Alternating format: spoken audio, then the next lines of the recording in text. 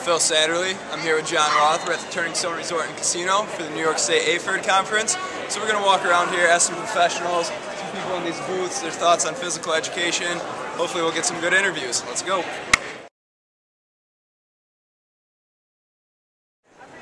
Alright, our first stop, first interview. I'm here with Wendy Cooper, and she has a new era phys ed program that she's going to explain a little bit, and then hopefully you can tell me how you would implement it into a school. Okay. And the benefits and whatnot. Alright. Healthy Highway is a fitness and nutrition program for K through 5, and it's designed to incorporate nutrition concepts into any unit of study that you do. It starts off actually with a traffic theme, so it's got 6 traffic signs. It starts off with safety slogans to begin with, and then incorporates nutrition concepts also. But the strength of the program is, as I mentioned, that you will take any unit of study and you're going to fuel inject nutrition concepts into your program all year long.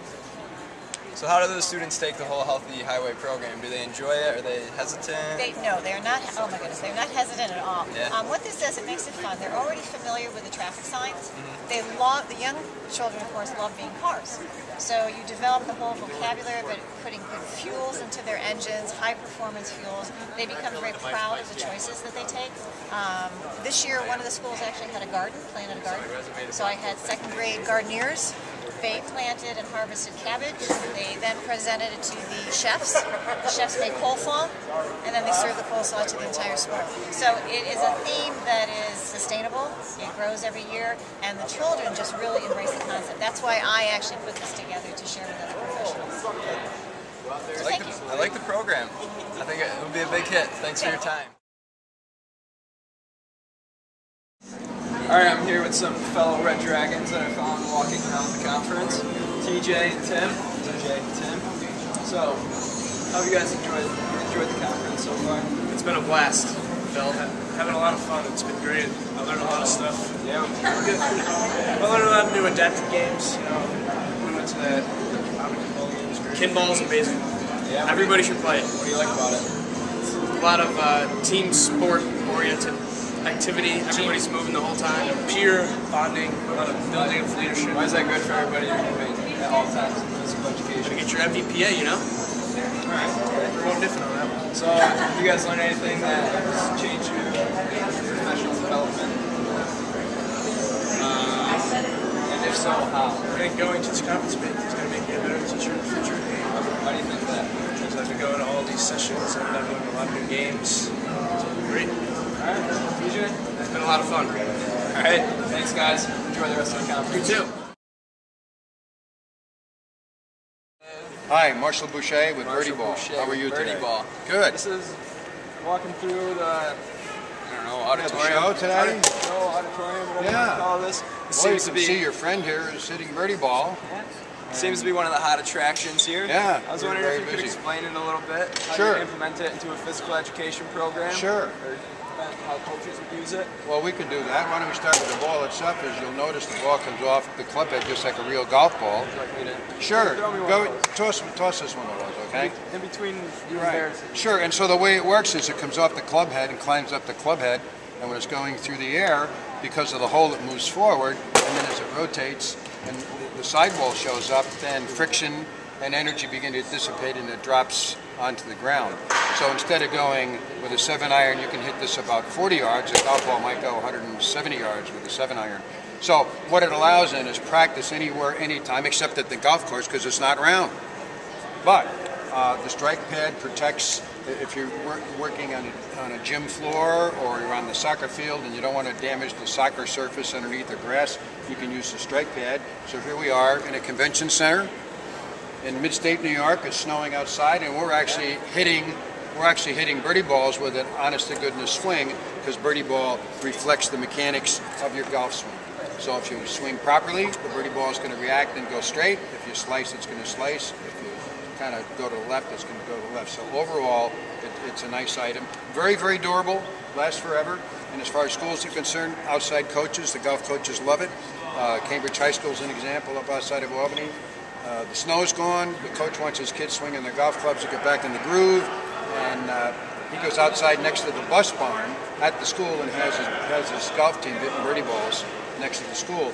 In-school programs for, I guess, the big thing now is lifetime sports kind of things for schools.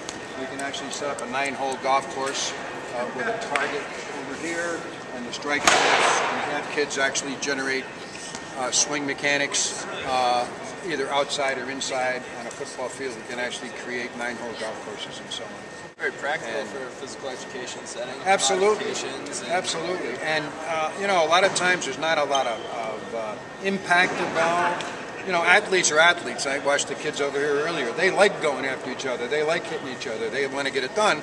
But at the same time, there's sports where maybe a guy's not a football player, but he wants to participate in the sport and have some fun, and this product will allow you to do that. So there's a lot of application in school for kind of non-contact sports, like skiing and golfing and some other things that go on. So that's kind of it.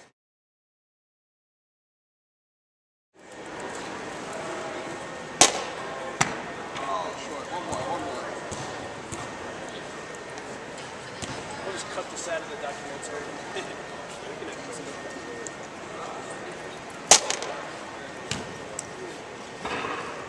Not bad.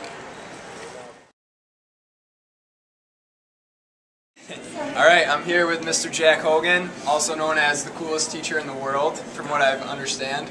I was just wondering if you'd give us a brief background on your education background, like your teaching, coaching, all of that. Well, first off, even though I'm being interviewed by 4 great students from Cortland, I was a graduate of Brockport, and I got my undergraduate work done at Brockport. I graduated from Brockport in 1971. Always had great battles against Cortland. I beat you in 1964.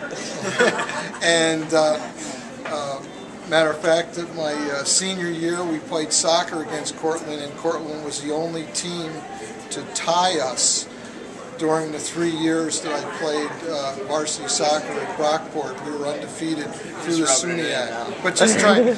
But I know you guys won in football this past year. So, had a great career in public education.